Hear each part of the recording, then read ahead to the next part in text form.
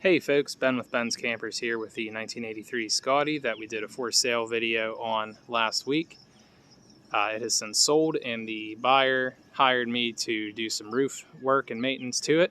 So this video is going to show you that process and what we did to this trailer. It is here at a local campground waiting for the buyer to show up where they're going to spend the night. And they're very excited about it. We got a lot of nice work done to this, so stay tuned. Check out the work. Please like and subscribe, and appreciate you guys watching. Enjoy. Hey folks, this is Ben with Ben's Campers, and today we're on the roof of this 1983 Scotty 19-foot travel trailer doing some much needed roof maintenance and repair work. And as usual, once we start taking things apart, we discover more damage than was originally anticipated, although it was more or less expected. When you're dealing with a vehicle that's 40 years old, obviously you're going to have issues that lurk beneath the surface. So the first thing we're doing is removing the roof vents to be replaced, and up front there is some rotten wood. So the purpose of this video is to show you guys what it takes, what's involved with properly fixing a roof. Somebody did a quick DIY, threw some white rubber coating on this roof and thought that that was it. If only it were that easy, folks. You know, that's a Band-Aid fix, quite literally just covering the issue with a very thin layer of rubber coating. You know, pick your brand. I use Decor. And we will apply that, but that comes last. That comes after you fix the problem underneath. So let's get started. Please like and subscribe. I appreciate you guys as always watching. Hit that subscribe button if you find this content useful. And let's dive into this roof. All right, so the first thing we're doing here is uncovering the seams, the front and rear. I already did the rear the other day, but to do that, we're going underneath of many years and many layers of attempted repair material, which you'll find on the roof of many of these older campers. Looks like this one's got some silver tar, then some mesh tape on the seams, and then maybe some more silver tar, and then this white rubber. So you can see the cracking. Basically, this seam has failed. On these Scotty trailers, they're put together with nails. That's a little nail there, not a screw. And that has allowed, they come up over the years. You know, the freezing and thawing lets that nail work its way loose. So all along this seam, we've got to go ahead and scrape the old material, remove all those nails, check the condition of the wood underneath, and replace it if necessary, and replace it with screws. So let's get going.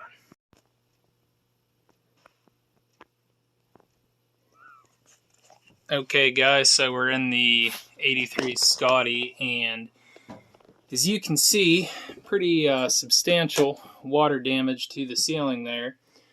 I've definitely seen way worse, but this one is pretty bad. The front corner there has been DIY patched and basically just put a piece of wood over top of wrought. So this is a bunk bed, and that's definitely not a bed that anybody would want to sleep on with this right in your face. How about that? Is that what you want to wake up to? Not me. So this stud going across here is going to need, if not replaced, at least spliced. And this cross member I took out, it was totally rotted. This side's looking okay. So I believe I've got the front seam unfastened there. Let me see if I can't show you. See it lifted up there. I took all those nails out, and it seems like it's rotted on both ends. So we'll know that here. We're going to go ahead and take the ceiling panel out and see what is underneath. Remember, folks, this started with a simple roof vent replacement. We thought, oh, we're going to just replace that roof vent, couple hours, we're done. Nope. It's a rebuild project. It's not a terrible one. It looks way worse than it is. So let's keep on keeping on here. Okay guys, so we are Got the ceiling panel taken out there, and my voice is muffled because I'm wearing a respirator. Not so bad. Came out pretty easily. There is some unexpected rot. I guess there really isn't such thing as unexpected when you're doing a project like this. In that front corner, the way I suspected, and actually this corner is in better shape than I expected, so we're going to let it alone. But we will need to do some extra work up in that corner as well as over here against the wall. I went ahead and cut this section of 2x3 out, and we're going to go ahead and do a new section and splice it in. Yes, I'm splicing in instead of replacing the whole board. Calm down, calm down. I know, I'm an idiot. I don't know what I'm doing, right?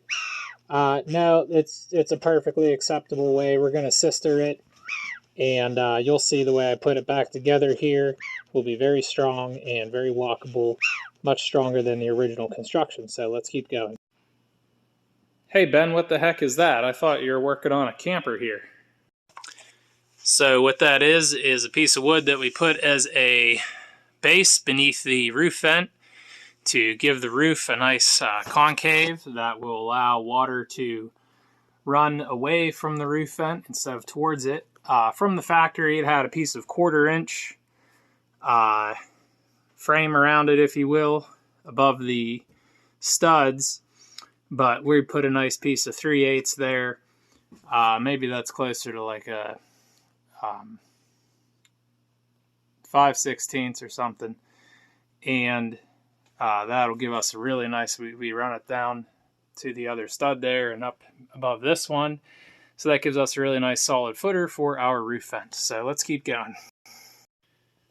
Alright guys, so we're finishing up day 1 of this project and going on about 4 hours into it, and got the hard part done. So we got our roof vent framed up there real nice, and tomorrow we're going to have to do something about this. That front corner there and up there is bad, so we're going to replace that wood. We got our roof vents ordered, and again, 4 hours in, lots of good progress, nice and solid, so we'll pick it up tomorrow. Alright guys, we're wrapping up another work day here. We put in another few hours, and I got most of the woodwork done there. Everything's nice and solid now, and we're waiting on our roof vents that we ordered. Going to insulate it up tomorrow, and got a couple things to tie up there. Got the rest of our roof vents pulled out. So this one here has a circuit for an AC, which is pretty common, but look at that, it's just an open circuit there. How's that? I hope that's not hot, but I'm not going to touch it and find out. It's probably, the breaker's probably off, hopefully anyways. I've never seen that where they just left it open like that. In the bathroom, we got the vent out, and we had some more rot, of course, so I went ahead and ripped all that down. And now we're going to get ready to do the same thing we did up front back here. It shouldn't be as big of a job, so, but it's a job nonetheless. So let's keep on keeping on here. Quick side note on the bathroom vent. Also, it is wired for a fantastic fan exhaust vent. Wish I would have known that because I just ordered 3 regular vents. I might return the one or keep it for an extra and go ahead and order a fantastic fan vent. This is a customer job, so I'll talk to them and see what they want. Sometimes, you know, extra $40 for a vent, for the fan vent, is a good buy. So, to be continued. Alright guys, it's day 3, finishing up day 3 on the Scotty. And we're on the roof, and as you can see, we've got 3 brand new roof vents installed. Very happy with them. I got to order some new garnish rings for inside. The ones that they came with weren't tall enough. I was scared of that, but no big deal. They're not expensive, so those are coming, and I'll finish up the inside a little bit better before we go in and show you what we're doing in there. So what I'm doing now is on the front seam and the rear seam and all 3 roof vent seams, we're going to go ahead and coat them with GeoCell 2310 brushable repair coating. It's a really great product. No, it's not an old product. The can just got rusty in my garage from some moisture. But we're going to go ahead and brush that over top of all these seams to make sure that they never leak again. So let's get started on that. Hey guys, while I'm doing this, I want to show you this product real quick, how it goes on. It's real thick. So we just dab the brush and we just dab it on our seam. It's a self-leveling product, so you don't have to be super precise, but it's really thick, so it's a little cumbersome to apply, but what it does, it self-levels into any little holes or all the nooks and crannies in there, and just, you know, it goes around the screws, and it creates a really nice seal that will never, I mean, you can't scrape this stuff off if your life depended on it. It bonds with the tar and material that's already on the roof. This is not for a rubber roof. It's only for a metal roof. And, you know, these old campers that have metal roofs. So it bonds with tar, it bonds with butyl tape, it bonds with other sealants that have been put on there. Don't be slobbing that Home Depot caulking on your roof. Don't be slobbing that silver tar on your roof. It is not the right product. You're just going to make a big mess, damage your RV, and it'll probably still leak because it's not made for something that flexes and goes down the road. This stuff stays flexible. So that's what I really like to use. It's not the cheapest stuff in the world. I think it's $25 for a little can like that. And it's kind of hard to find, but it is worth it. So let's keep going. Alright guys, I'm ready to show you the finished product here. So we replaced all the roof vents, rebuilt some of the roof studs, and installed 3 new, what brand are those? Can't think right now. 3 new roof vents, Camco. We rebuilt that whole ceiling section up there. A couple cross members there replaced and insulated. The roof vents came with 1-inch garnish, so that means that it's about, this plastic frame's only about that tall, so I had to order little taller ones. Now you might be seeing this here and thinking, well, it's still rotten. No, it's not. It's just a little flake in paint. So really happy with the way this repair turned out. Let's check out the bathroom.